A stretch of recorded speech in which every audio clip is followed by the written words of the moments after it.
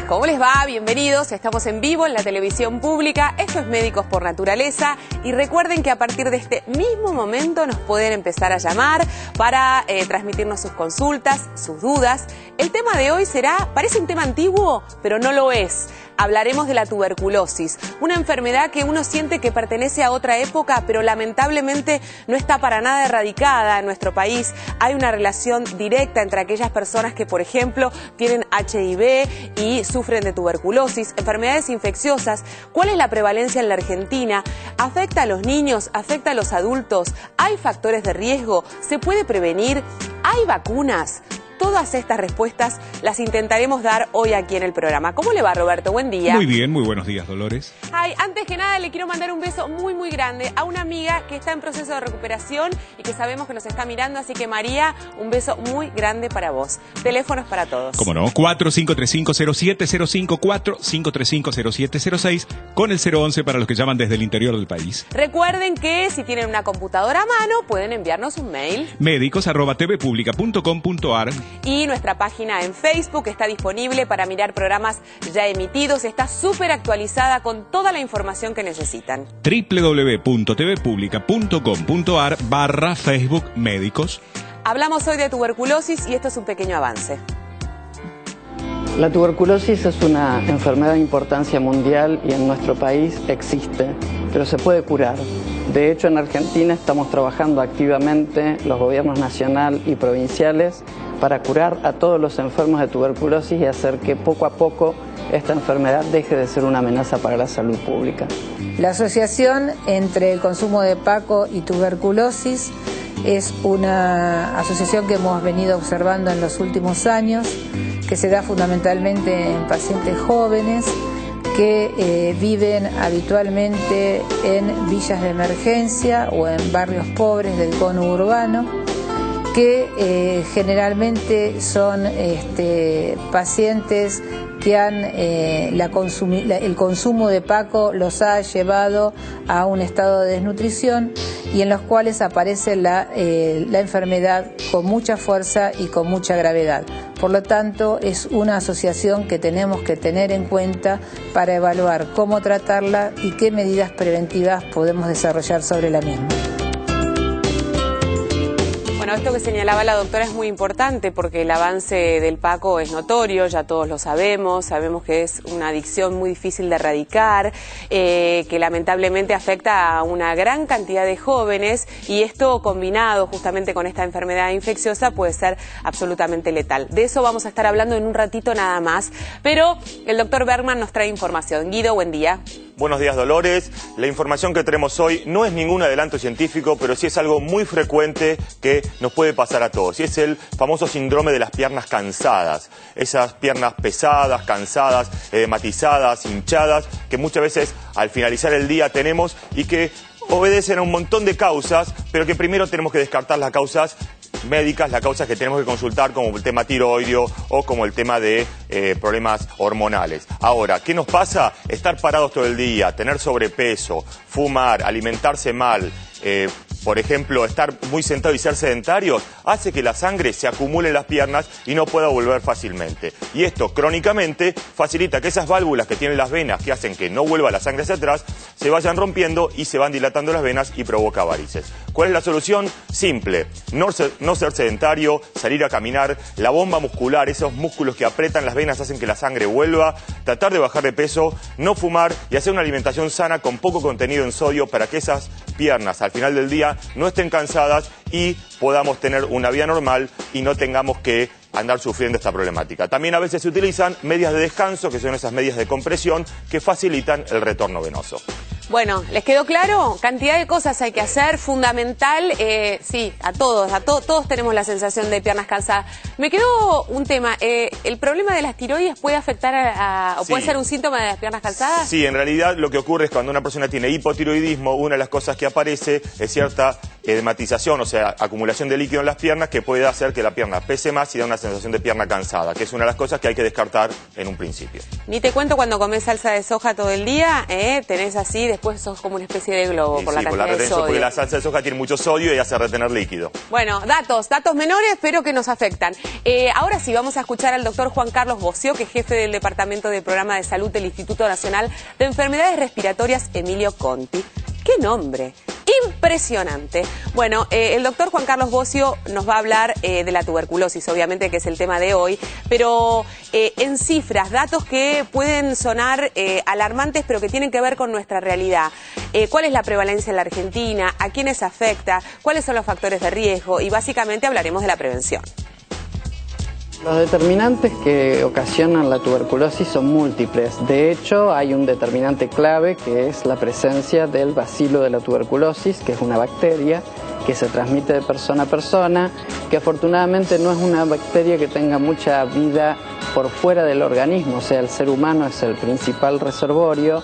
En la medida en que haya un caso de tuberculosis que tenga localización pulmonar y que expectore bacilos, esa persona con las pequeñas gotas de saliva que salen del organismo cuando uno habla o cuando estornuda o cuando tose, dispersa bacilos en el aire. Las recomendaciones internacionales dicen que la principal medida preventiva de la tuberculosis es tratar a todos los casos y garantizar que todos los casos reciben el tratamiento hasta que lo completan. La persona que empieza el tratamiento rápidamente deja de infectar. Entonces, si nosotros lográsemos detectar a todos los enfermos y poner a todos los enfermos en tratamiento y mantenerlos en tratamiento hasta que el personal de salud certifica que ya completaron con éxito el tratamiento, suprimiríamos toda fuente de infección. La otra medida que podemos hablar es el tema de ventilar los ambientes, porque por más que uno viva en un ambiente con cierto grado de hacinamiento, si lo ventila, está permitiendo que entre aire puro de afuera y las bacterias de la tuberculosis disminuyen su concentración en el ambiente, hay mucho menos riesgo de que la persona se infecte. La buena nutrición y bueno, la buena alimentación, obviamente son todas cosas que previenen.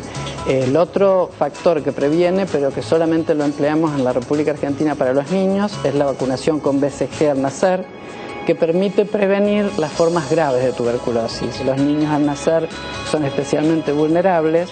La vacuna BCG, que se aplica en las maternidades de todo el país y que se aplica en forma gratuita y forma parte del Esquema Nacional de Inmunización, le permite al niño adquirir las defensas para durante los primeros meses y años estar protegido contra una diseminación de la enfermedad. Y finalmente, la otra medida preventiva que hay, particularmente para los niños, pero que se extiende no solamente a los niños pequeños, sino también escolares y adolescentes, es lo que se denomina quimioprofilaxis. Es decir, cuando se detecta un caso de tuberculosis, si hay niños en contacto con ese caso, porque es el papá, porque es un abuelo, porque es un tío, esos niños, obviamente, por la cercanía, están en mayor riesgo. El personal de salud los examina al momento de detectar el caso y ponerlo en tratamiento y luego les administra una quimioprofilaxis durante un periodo de tiempo que le permite al niño protegerse en caso de que ya se infectó. Son básicamente las medidas de que disponemos, pero reitero, la más importante es que si nosotros logramos detectar todos los casos y ponerlos en tratamiento y conservarlos en tratamiento hasta que se certifica la curación, eso suprime, aparte de que mejora el paciente, que obviamente es un dato clave, también suprime la fuente de infección. Bueno, varias cosas, cantidad de información nos ofreció el doctor recién, pero a tener en cuenta. Una, que esta bacteria no vive demasiado tiempo fuera del organismo, que esto tiene que ser un detalle a nuestro favor, no nos quedemos con lo negativo, sino con lo positivo. Esto es una realidad y por ende puede ser prevenido.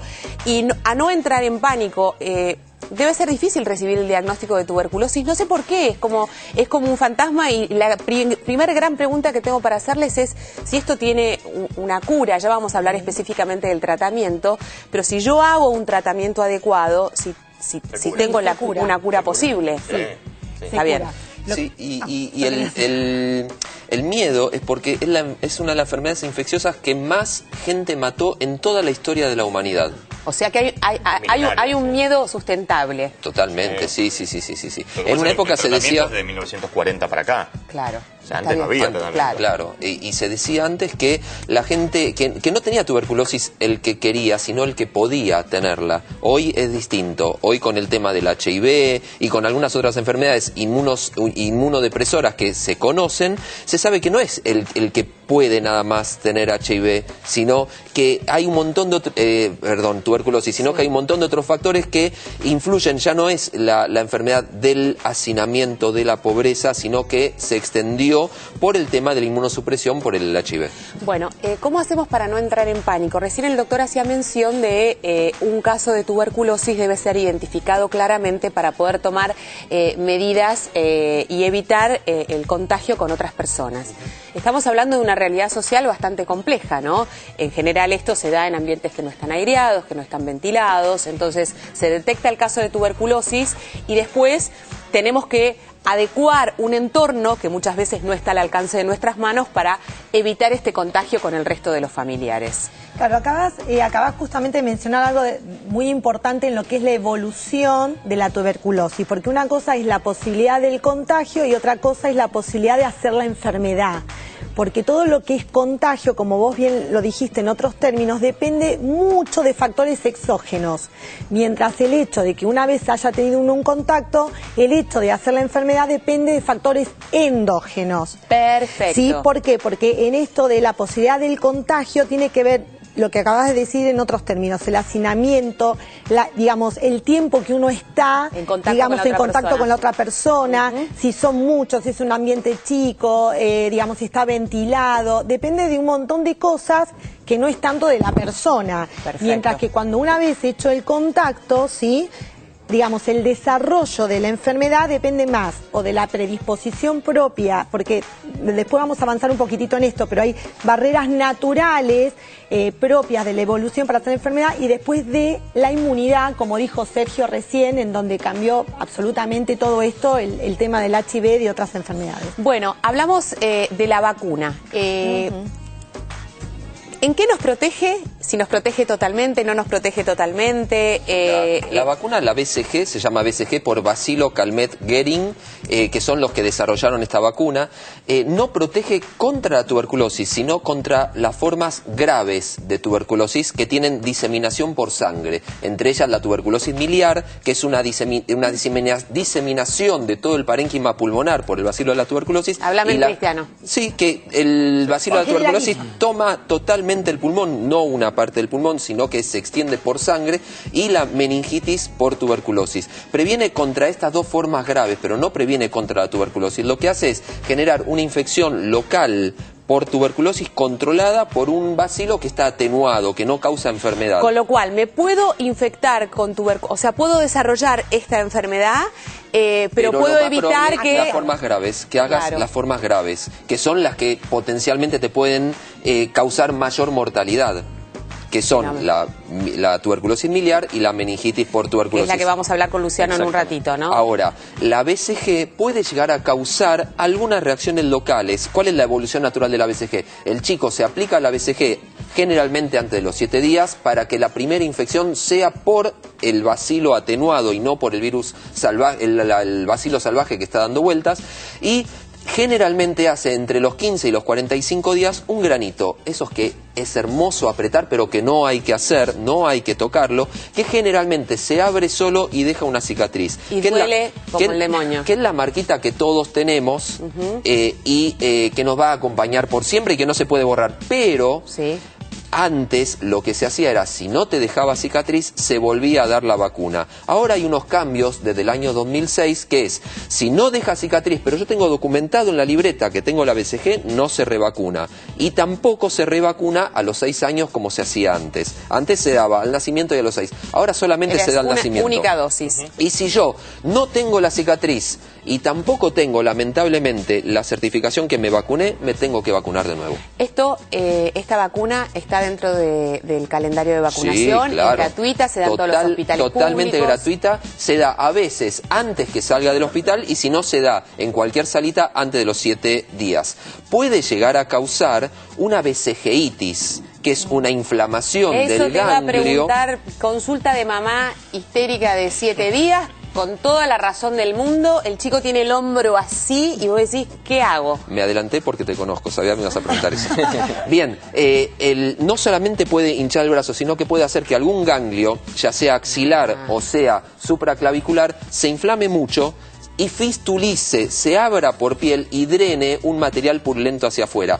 Antes se trataba como si fuera tuberculosis con algunas de las drogas o se limpiaba con algún spray con rifampicina local. Ahora lo que se sabe, y esto siempre queda a criterio del médico, del pediatra del chico, lo que se sabe es que hay que lavarlo con agua y jabón, cubrirlo con una gasa para que el lugar esté más limpio y nada más, y evoluciona naturalmente. Esto siempre y cuando el chico no tenga ningún problema de inmunidad, ¿sí? Que se puede llegar a investigar si la vesijitis es muy importante. Recordamos que cuando hablas de problema de perdón, ¿no? Teníamos que ir a la pausa, pero esto alguna inmunodeficiencia, no HIV, porque esta vacuna no se puede dar en chicos que tienen HIV.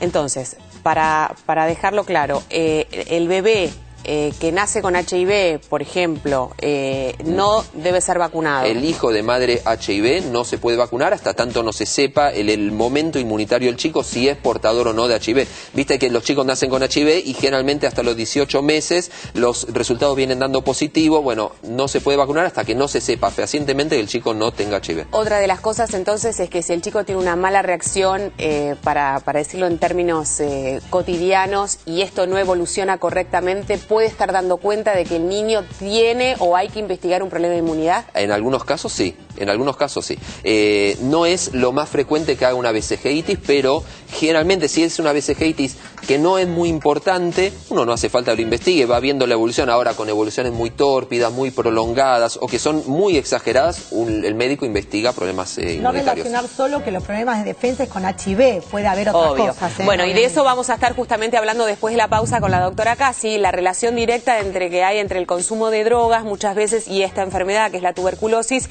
y vamos a hablar de la expresión más grave que es la tuberculosis cerebral con el doctor Esposato, a quien ya le damos formalmente la bienvenida, que forma parte de nuestro equipo estable y que lo vamos a empezar a torturar, y ustedes también aprovechen, va a estar aquí con nosotros, así que hacemos una pequeña pausa. Recuerde que nos pueden llamar. ¿A qué teléfono, Roberto? 45350705, 45350706 con el 011 para quienes llaman desde el interior. Bueno, estamos en un minuto de vuelta.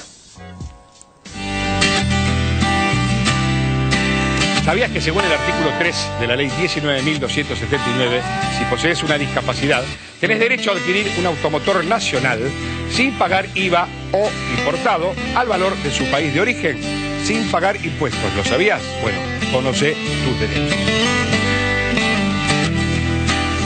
¿Sabías que el Plan Médico Obligatorio establece que los agentes del seguro de salud tienen la obligación de implementar programas de prevención y de elevar a las autoridades en forma trimestral el listado de personas en tratamiento bajo esos programas?